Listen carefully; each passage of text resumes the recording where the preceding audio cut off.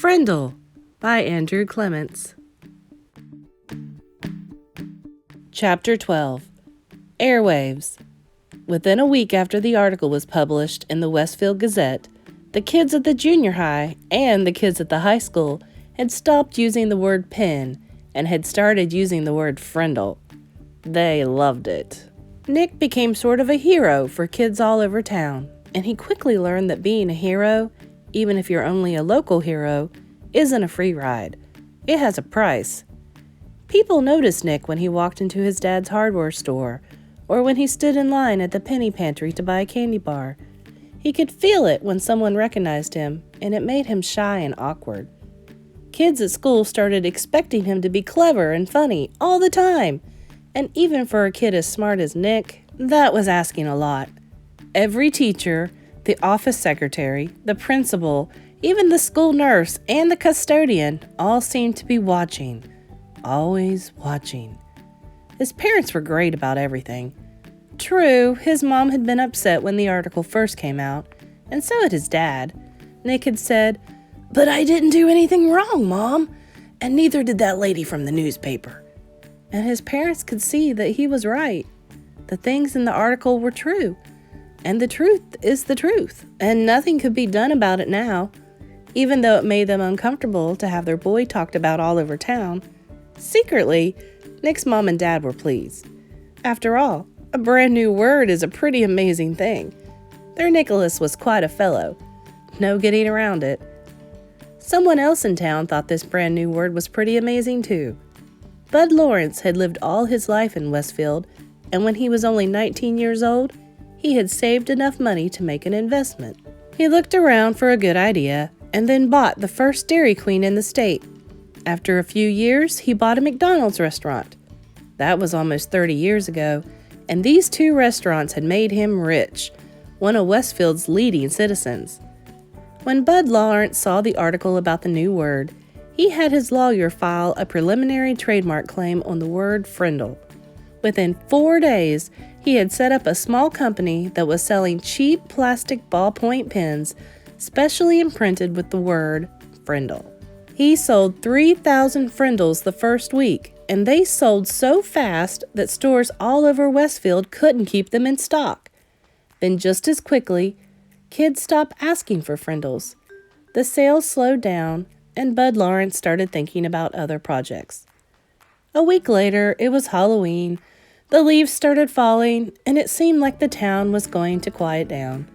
And it would have, if it hadn't been for Alice Lunderson. Alice lived in Betherly, a town 7 miles away from Westfield, and she worked part-time for the local CBS TV station in Carrington, a town of about 75,500 people. When there was important area news, disasters like floods or tornadoes, or sometimes if she came across little stories that seemed cute or original, Alice would call the station news manager in Carrington. If it was a good story, or if it was a day when not much else was happening in the world, then the TV station would send out a van with a camera crew to shoot some videotape. Alice subscribed to all the small town newspapers in the area to keep up with local events. Most of them were published on Thursday, and they arrived at her house by Monday or Tuesday. Then it took her a day or so to look through them all. On Wednesday morning, she finally saw the article in the Westfield Gazette about the word war. She read it through twice and looked carefully at the class photograph. She was sure that this story was a winner. The TV station manager in Carrington agreed with her. He called the CBS station in Boston because sometimes Boston picked up stories from the Carrington newsroom. The woman in Boston thought the story had some real zip to it, so she called the network news editor in New York. When the facts of the Westfield Gazette article got to New York, the staff there loved it. They looked over the schedule sheet for the week and decided it would be the perfect closing story for the CBS Evening News for the next day. Thursday. Orders flew back through the telephone links from New York to Boston to Carrington to Betherly. By Wednesday at noon, Alice had a go order to take the story all the way. It was her first piece to get onto the national news, and 20 million viewers would see it. Alice Lunderson and her camera crew stood on Mrs. Granger's front porch Wednesday after school. Mrs. Granger was not impressed at all by the lights and the microphones. She looked right into the camera and said, "I have always said that the dictionary is the finest tool ever made for educating young minds, and I still say that. Children need to understand that there are rules about words and language, and that those rules have a history that makes sense. And to pretend that a perfectly good English word can be replaced by a silly made-up word, just for the fun of it, well, it's not something I was ready to stand by and watch without a fight." "And have you lost that fight, Mrs. Granger?" asked the reporter. Mrs. Granger turned her eyes up to nearly full power as she looked into the camera, and with a pale smile she said, "It's not over yet." When Alice and the crew showed up at Nick's house, the Allen family was ready for them. Mom and Dad sat on the couch with Nick between them. Nick squinted into the lights. His mom had worked out with Nick what he could say and what he couldn't say.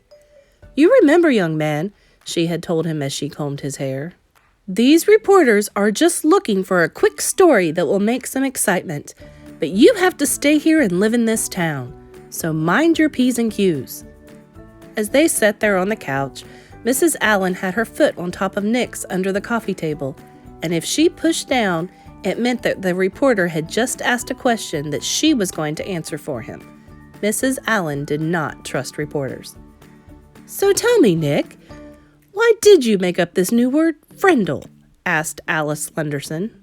Nick gulped and said, "Well, my teacher, Mrs. Granger, said that all words in the dictionary were made up by people, and that they meant what they mean because we say they do. So I thought it would be fun to just make up a new word and see if that was true."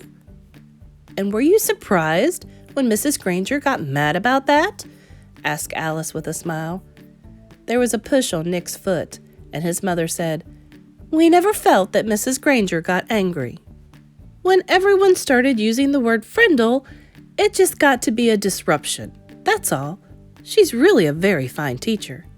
"Yeah," said Nick. "I mean, I learned a lot about words, and without her, I wouldn't have." "So what's next for you in the new word?"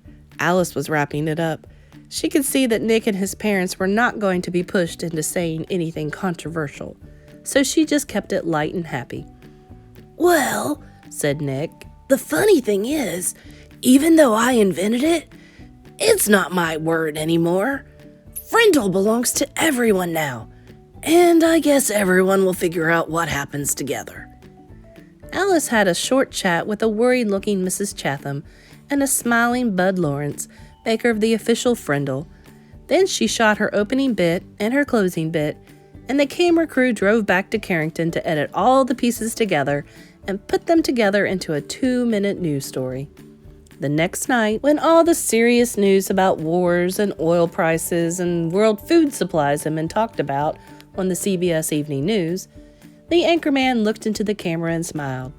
He said, "It is believed by many that the word quiz was made up in 1791 by a Dublin theater manager named Daly.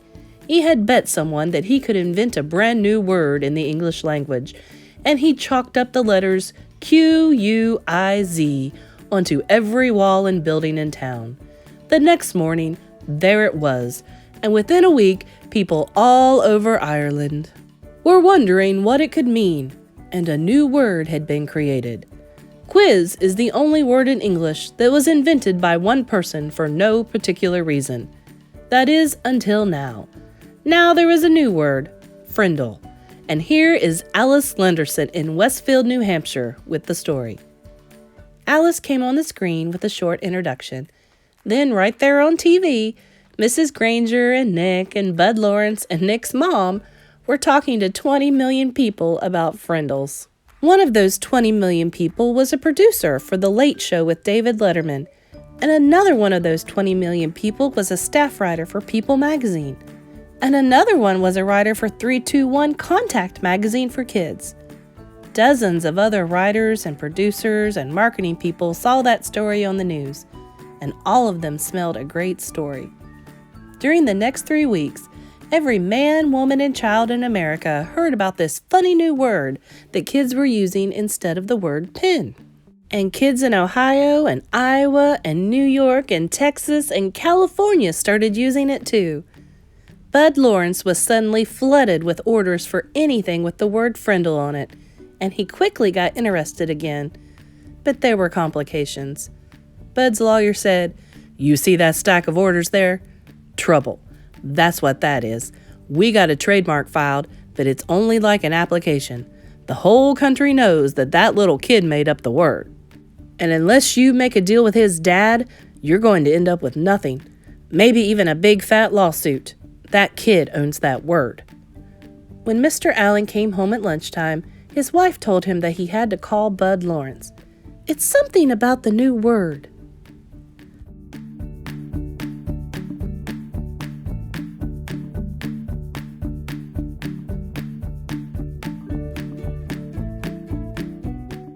This was not good news to Tom Allen.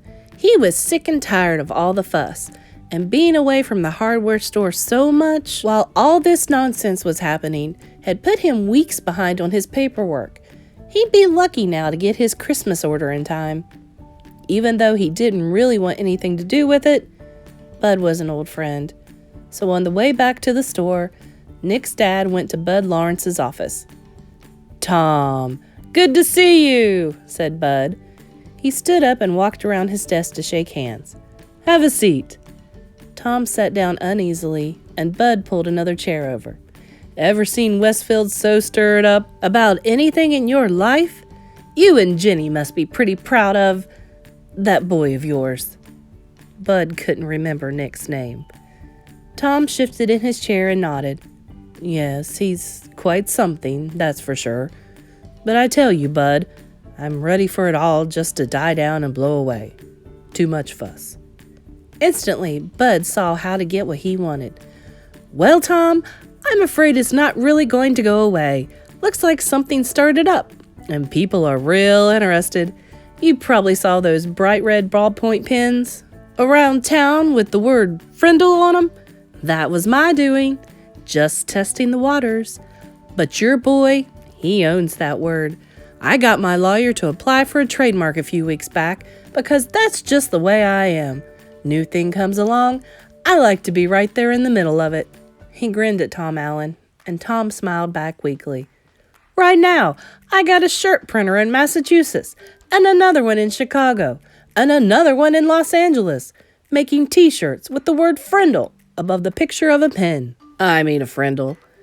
Each supplier has orders so far for over 20,000 shirts. Profit on every one of those is going to be $2, maybe $3. And I'm talking with some big pen and pencil companies in Hong Kong and Japan about a deal that could be worth some real big money. They've seen this Frindle thing in the media, and they want to buy the rights to the trademark and make a new line of Frindles for kids. I'm not kidding. This is a hot, hot idea." Bud guessed right. Just the thought of all this made Tom shrink back uncomfortably in his chair. It was way too much fuss. "Tom, let me be direct with you. As the boy's guardian, you need to do the right thing about all this. I'd like to see where all this is going to go. I'm going to take some risk, spend some money, see what happens. But I need your permission. I need your signature on these trademark papers, and I need to strike a deal with you about permission to use that trademark. I know it seems like a big ruckus about a word, but we just can't tell what's to come of it unless we take some steps." Bud pointed at the papers on his desk. "That's a contract, and it's fair and honest. It gives your boy 30% of whatever profits I might make.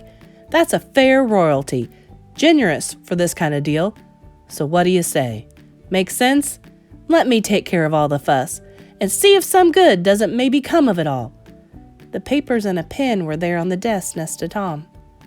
He looked at Bud, then reached over, picked up the pen, and signed both copies of the trademark papers and 3 copies of the contract. "I've got no reason to doubt you one bit, Bud, and I sure don't want to mess with any of this myself. Is that it?" he said, standing up. "Not quite, Tom. Here." Then Bud Lawrence handed Nick's dad a check for $2,250. "What's this for?" "That's what I owe Nick for the sales of Frindles from the first 3 weeks," explained Bud with a smile. Tom looked at the check and said, "This is terrific, Bud, and I'm really glad about it because it'll sure help with Nick's college. But I wish you'd just keep this between us. If Nick knew, he'd probably stop mowing lawns and I'd never get him to save another penny. So, just between us, okay?" Bud said, "Sure, Tom, I understand. Just between us." And they shook hands. Mr. Allen left Bud's office and walked across the street to the savings bank. He set up a trust account for Nick, and the bank manager said he could make arrangements with Mr. Lawrence so any other money would be deposited automatically. That sounded good to Tom Allen. If he never heard another word about it, that would be fine.